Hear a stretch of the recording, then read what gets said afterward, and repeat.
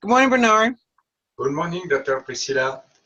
Okay, today we're going to read about something horrific. You were able to see the video, I believe, of the thing, the living arrangements of some people in Hong Kong. This was in 2016. Let's take a look at this picture, and can you describe for me this picture? What do you see in the picture? In this picture, I can see a small room, a small place, which is completely a mess of different tools. There's a WC, there's a washing machine, there's some tools for cooking, everything in all the same place, very small. It seems complete waste, and it seems that one man or one woman or one family try to live in this small room, and it's a small cubicle, and it's incredible. With everything, and their sleeping arrangements are in here as well. So they've got the pots and pans. Oh, they can sleep in it. Table. Yes. They sleep in here too. The commode, a washing machine, dishes, ingredients. I don't see a refrigerator, but it is something to behold. All right, let's take a look and see what we find out.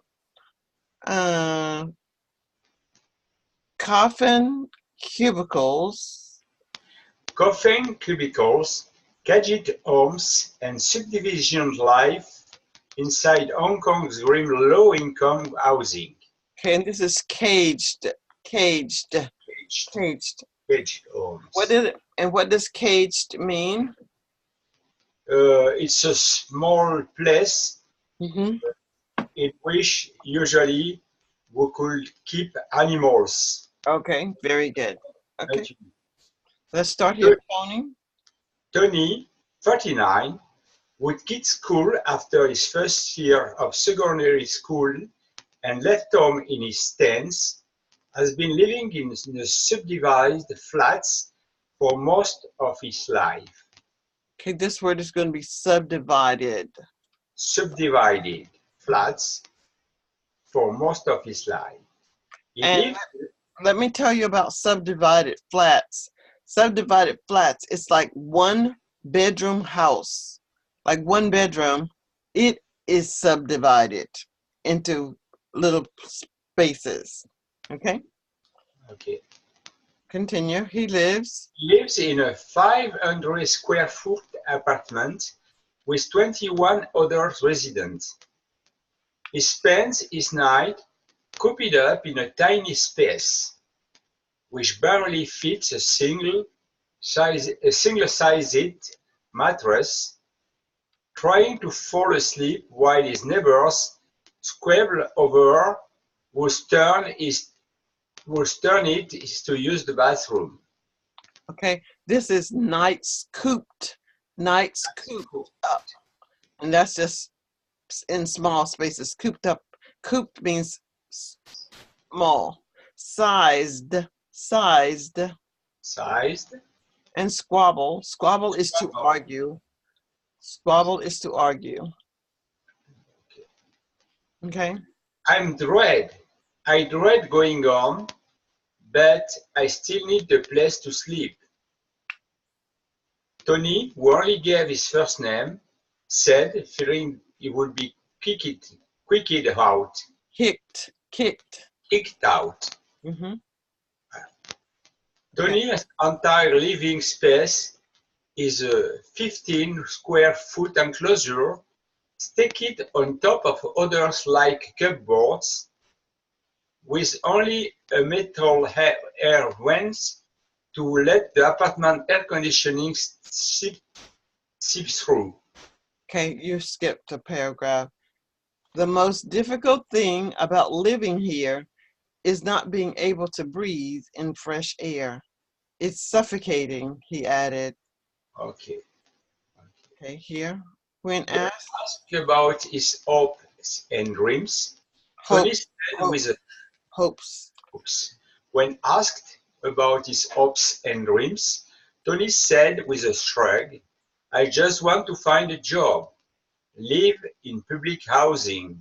Okay, let's stop right there. Uh, and I'm going to go back and read Coffin, Cubicles, Caged Homes and Subdivisions, Life Inside Hong Kong's Grim Low-Income Housing. Tony, 39, who quit school after his first year of secondary school and left home in his teens, has been living in subdivided flats for most of his life. He lives in a 500 square foot apartment with 21 other residents.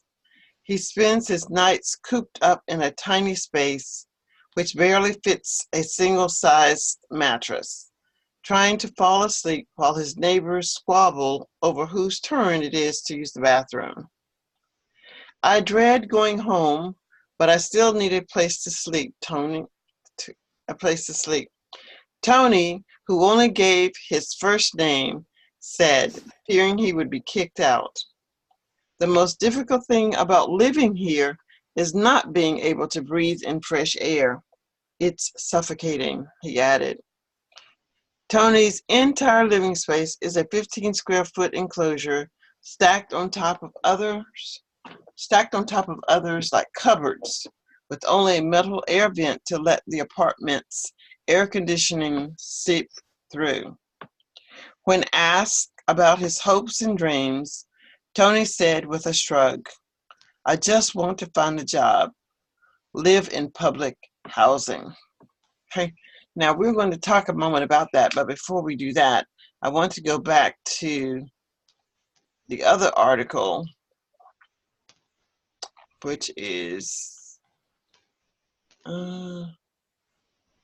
this was a YouTube. No. I thought I put the one where they're sleeping in Hong Kong um, in McDonald's. Let me see if I can find it. All right, in this article, we'll see how people in Hong Kong are choosing to live. In this picture, we see a man's or a woman's legs here, and a pair of feet. So let's see. Article 1, 2. Okay, here's the article. I'll just read the article and then we'll talk about it. All right? Okay. And I am still recording. I think I'm On the news mm-hmm. about 1 month ago. Mm. It was a small program in the news in France. Okay. Oh, so About, this happens in France, or was it about Hong Kong? no, it was about Hong Kong. Okay. Recently, a nonprofit organization, Junior Chamber International, Taiping Shang, reported on a study that counted 334 individuals sleeping in a McDonald's restaurant. This number has increased significantly from 57 sleepers in 2013. The purpose of the research was to be instrumental in helping the sleepers to find services more appropriate than sleeping in McDonald's. The research did not uncover a specific picture of the refugee situation in Hong Kong. Also, the government has not established any statistics to support a need for services for people who are sleeping in McDonald's. During the research, it was discovered that not all overnight sleepers are actually homeless. When asked, some of the respondents stated that they had other places available for sleeping. These places would include public housing flats or subdivided units. Additionally, the majority of the respondents were employed either full-time or part-time. This discovery definitely challenged the most common perception that the people sleeping in McDonald's were homeless and or unemployed. Interestingly, many simply made the choice not to go home for a good rest or sleep.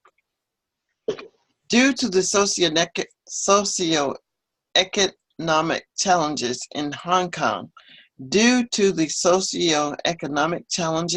Kong, such as high rents and utilities, many find it reasonable to sleep at McDonald's where the overhead is free for them.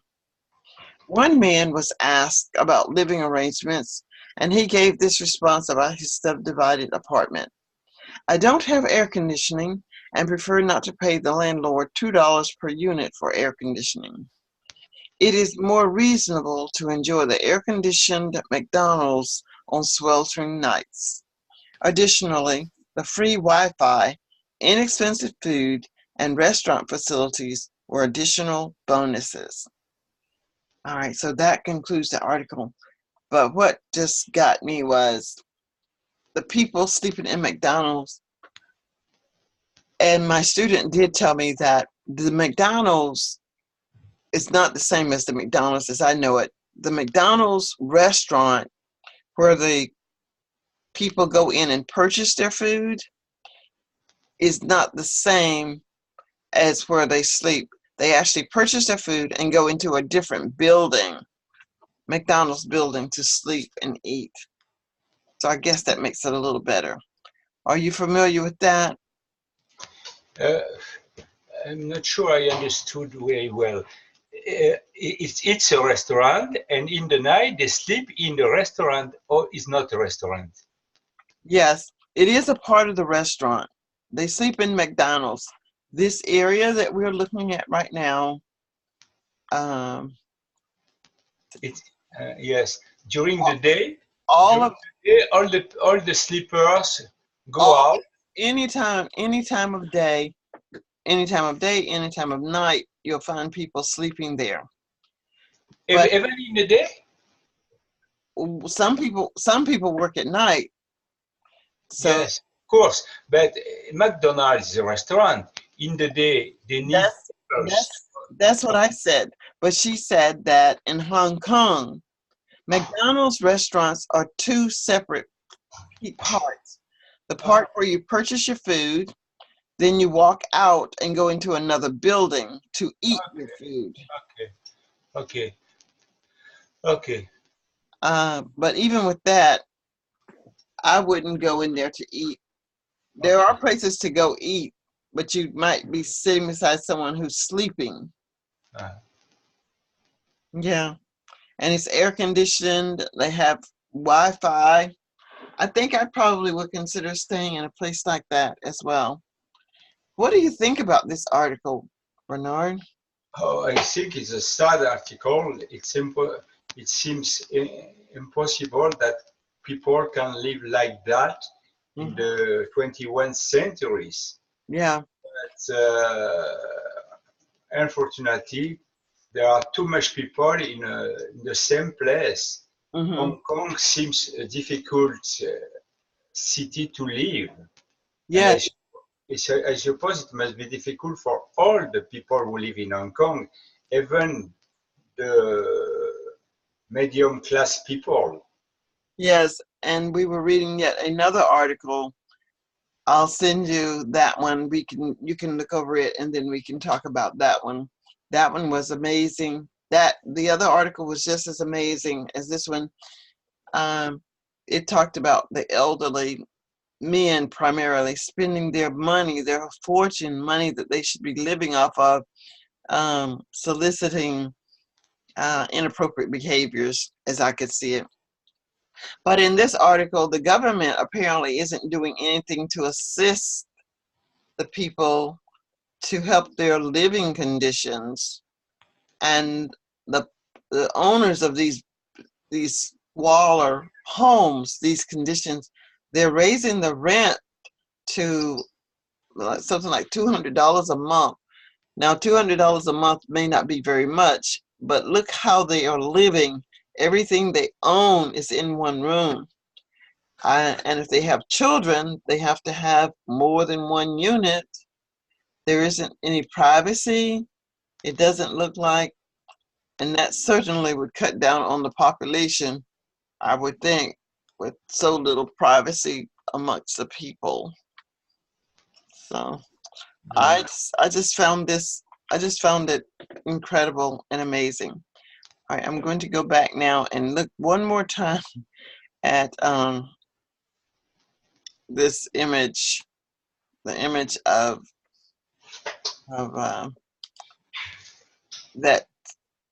that entire household in this spot. Let's see, where is it? It's called the Coffin Cubicle. Yeah, I know you can't see it yet, but stop sharing and share again. Okay, so I think you can see it now. You can see the little cubicle now. Yes, I can see the little cubicle. Okay, I just can't imagine someone coming in having to go to the bathroom while you're cooking. Wow. The sanitary conditions just seem incredible. And even if you're not cooking, the odor, the everything, it's just too much. It's just too much. There are the clothes that they washed, and this the little thing here is how they take a shower. Ah, yes, it's a shower. Oh, It's oh just my God. where they take a Oh, shower. oh, This is where they use the commode, and I think it's a shared commode. Well, maybe just for the family, one family. I don't think everybody in the world uses this commode. Uh, but it's just horrible, horrible, horrible conditions. And the little food items right here.